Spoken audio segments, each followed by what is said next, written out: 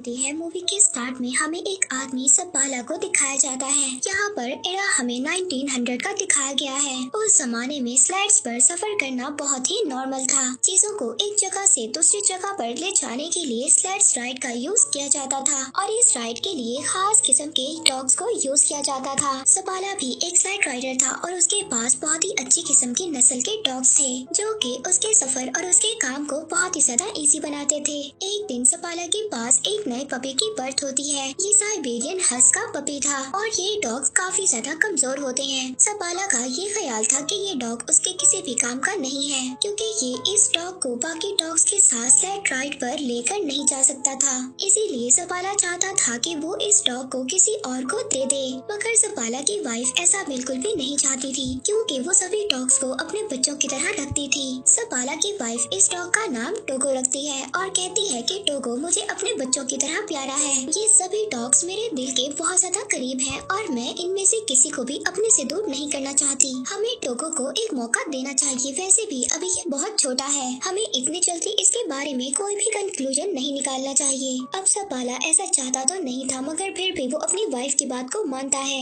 अब जैसे जैसे वक्त गुजर रहा था टोगो बड़ा हो रहा था, लेकिन टोगो काफी ज्यादा शैतान था और उसने सपाला के नाक में दम कर रखा था। सपाला की वाइफ हमेशा सपाला से यही कहती थी कि वो टोगो को अपने साथ स्लेड राइड पर लेकर जाए, मगर सपाला अपनी वाइफ से यही कहता है कि टोगो अभी बहुत ज्यादा वीक है और ये स्लेड राइड पर सरवाइव नहीं कर सकता। सपाला अब एक दिन टोगो को अपने फ्रेंड को दे आता है, मगर सपाला की वाइफ ये जानती थी कि टोगो जितना ज्यादा शैतान है उसको कोई भी नहीं रख सकता और अब होता भी ऐसे ही है। अगले दिन सपाला का फ्रेंड टोगो को वापस ले आता है और कहता है कि ये तुम्हारा डॉग बहुत ज्यादा शैतान है और इसे मैं अपने साथ नहीं रख सकता। और इस बात पर सपाला की वाइफ बहुत ज्यादा मुस्कुराती है क्योंकि टोगो वाकई शरारती था। सपाला जब भी अपने बाकी डॉग्स को राइड पर लेकर जाता था तो टोगो उसके पीछे आता था। हालांकि सपाला टोगो को फेंस के पीछे बांध दिया करता था, मगर फिर भी वो जमीन को खोद कर वहाँ से भाग जाता है और सीधा सपाला के पीछे जाता है। अब टोगो के आने से वो बाकी डॉग्स के साथ मस्ती करता है, जिस वजह से सपाला की प्रैक्टिस खराब हो जाती है जो वो अपने डॉग्स के साथ कर रहा था।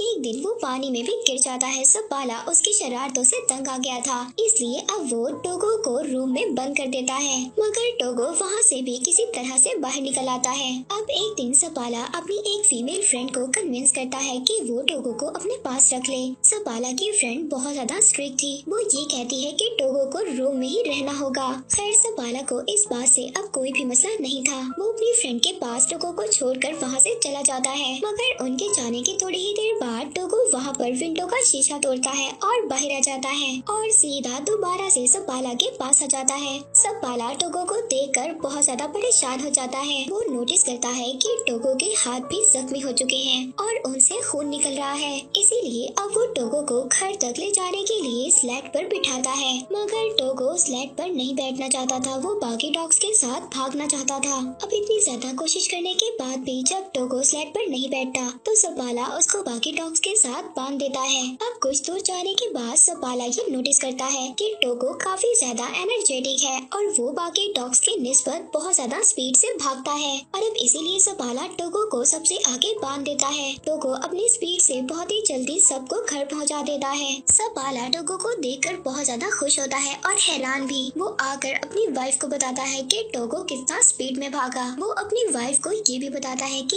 ये एक लीड डॉग है। वो टोगो को देखकर बहुत ज्यादा खुश हो रहा था। सपाला की वाइफ भी टोगो को देखकर बहुत ज्यादा खुश होती है। इसके बाद सपाला अपने शहर में टोगो की मदद से बहुत ज्यादा स्लेड रेसेस जीत जाता है और आहिस्ता आहिस्ता सपाला और टोगो बहुत ज्यादा फेमस हो जाते हैं। वक्त इसी तरह गुजरता रहता है और अब 12 साल हो चुके थे। हम देखते हैं कि टोगो अब काफी ज्यादा बूढ़ा हो गया था। एक दिन अपने सफर से वापस अपने शहर में आता है तो उसको ये बात पता चलती है कि शहर में एक बीमारी फैल चुकी है। उस बीमारी का नाम था डिप्थीरिया और वो बच्चों पर बहुत ज्यादा इफेक्ट हो रही थी। इस बीमारी से बच्चों की जान भी जा रही थी और सब लोग बहुत ज्यादा परेशान थे। अब मेयर वहाँ पर एक मीटिंग बुलाता है जिसमें सपाला भी जाता है। मेयर बताता है कि इस बीमारी का एक एंटीडोट भी है जो यहाँ से 600 किलोमीटर दूर नेवाडा में है, लेकिन वहाँ पर जाना बहुत ज्यादा खतरनाक है क्योंकि एक बहुत बड़ा तूफान आने वाला है। मेयर वहाँ पर सपाला से भी मौसम के बारे में पूछता है तो सपाला उसको जवाब देता है कि जब मैं वापस आ रहा था तो मौसम को देखकर डॉग्स भी घबरा रहे थे और और टोगो भी बहुत ज्यादा घबरा रहा था। टोगो ने काफी साल बाद कुछ ऐसा किया है और अगर वो मौसम से घबरा रहा था तो हमें भी घबराना चाहिए। इसके बाद सपाला वहाँ से चला जाता है। सपाला जब बाहर आता है तो एक डॉक्टर उससे लिफ्ट मांगता है। अब सपाला उसको अपनी स्लेड पर हॉस्पिटल छोड़ देता है। हॉस्पिटल में जाकर सपाला देखता है कि सब बच्चे बहुत ज्यादा बीमार हैं और अगर मेडिसिन न लाई गई तो बच्चों की जान को भी नुकसान हो सकता है। अब ये सब देखकर सपाला सोच में पड़ जाता है। वो घर आकर अपनी वाइफ से कहता है कि मैं दवा लेने जरूर जाऊंगा। वो कहता है टोगो को भी मैं अपने साथ ले जाऊंगा। तब सपाला की वाइफ उससे कहती है कि टोगो अब 12 साल का हो चुका है और तुमने खुद ही कहा था कि टोगो अब इतना ज्यादा स्ट्रॉन्ग नहीं है और अब तो मौसम भी बहुत ज्यादा खराब है और मैं नहीं चाहती कि तुम उसकी मौत का रीजन बनो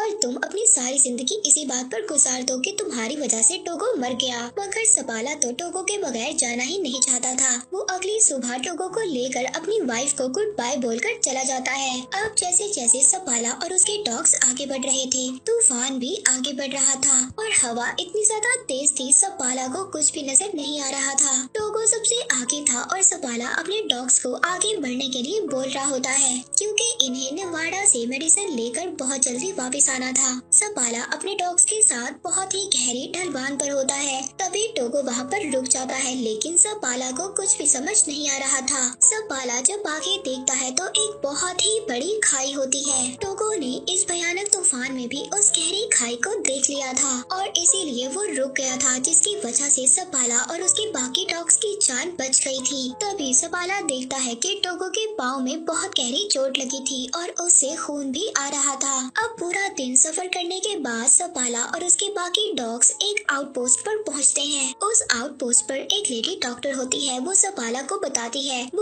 है कि टोगो अब 12 साल का हो चुका है और ये काफी ज्यादा वीक हो चुका है और इतना बड़ा सफर टोगो के लिए अच्छा नहीं है। मगर फिर भी अगले दिन सपाला और उसका लीडिंग डॉग टोगो आगे बढ़ते हैं। वहीं पर दूसरी तरफ हॉस्पिटल में बच्चों की हालत बहुत ज्यादा खराब हो रही थी। इधर सपाला अपने डॉग्स के साथ आगे बढ़ रहा था। वो शॉर्टकट्स ले रहा था ताकि वो जल्दी से अपने पॉइंट पर पहुंच सके। अब जब वो आगे देखता है तो आगे एक बहुत ही खतरनाक जमी हुई झील थी और दूसरी तरफ से खतरनाक तूफान भी उनकी तरफ बढ़ रहा था। मगर सपाला यहाँ पर डरता नहीं है। वो अपने डॉग से कहता है कि आगे बढ़ो इस बर्फीली झील से जो उनके कदमों से भी हिल रही थी। सपाला के डॉग्स बहुत तेजी से आगे बढ़ रहे थे और वो किसी तरह उस झील को पार कर लेते हैं। अब पूरा दिन सफर करने के बाद ये लोग एक और चेक पोस्ट पर पहुँचते हैं और वहाँ पर पहुँचकर आराम करते हैं। दूसरी तरफ हम देखते हैं कि सपाला की वाइफ मेयर के पास जाती है। वो बताती है कि नेवाडा से मेडिकेशन को भेज दिया गया है और वो रास्ते में ही सपाला को मिल जाएंगी। मगर सपाला तो शॉर्टकट से आगे बढ़ रहा है और अगर वो मेडिकेशन उसको ना मिली तो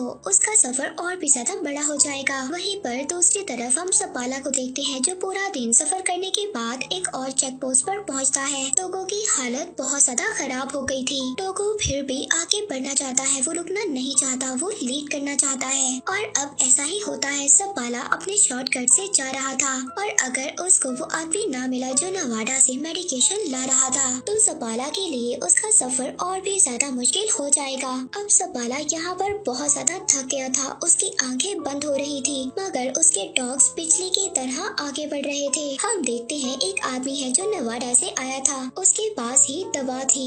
वो आदमी रुकता है मगर सपाला अपने डॉग्स के साथ आगे बढ़ रहा था। वो आदमी उसको आवाज भी देता है लेकिन सपाला अपनी हिम्मत होशी में होता है। यहाँ पर बहुत तेज हवा भी चल रही थी जिसकी वजह से सपाला उस आदमी की आवाज को नहीं सुन पाता। मगर टोगो ने यहाँ पर कुछ तो सुन लिया था। उस आदमी को ऐसा लग रहा था कि सपाला ने उसकी कोई भी बात नहीं सुनी और वो ऐसे ही आगे चला गया। मगर तभी वो आदमी देखता है कि सपाला वापस आ रहा था क्योंकि टोगो वहाँ पर रुक गया था और अब सपाला के पास वो दवा थी जिसकी वजह से वो इतनी ज्यादा दूर आया था। अब वो दोनों आगे जाकर एक चेक पोस्ट पर रुकते हैं। सपाला का दोस्त उससे कहता है कि टोगो को यहीं पर छोड़ दो, मैंने ऐसे इन खतरनाक तूफान में अपने बहुत ज्यादा डॉग्स को खोया है और मैं ये नहीं चाहता कि तुम भी अपने इतने प्यारे डॉग टोगो को खो दो। लेकिन सपाला इस बात से मना कर देता है। वो कहता है कि टोगो मेरा लीड डॉग है और मैं इसके बगैर सफर नहीं कर सकता और दोबारा से सपाला अपने डॉग्स के साथ सफर शुरू कर देता है। दोबारा से उनके सामने वही झील आती है जिस झील को सपाला ने अपने डॉग्स के साथ कल पार किया था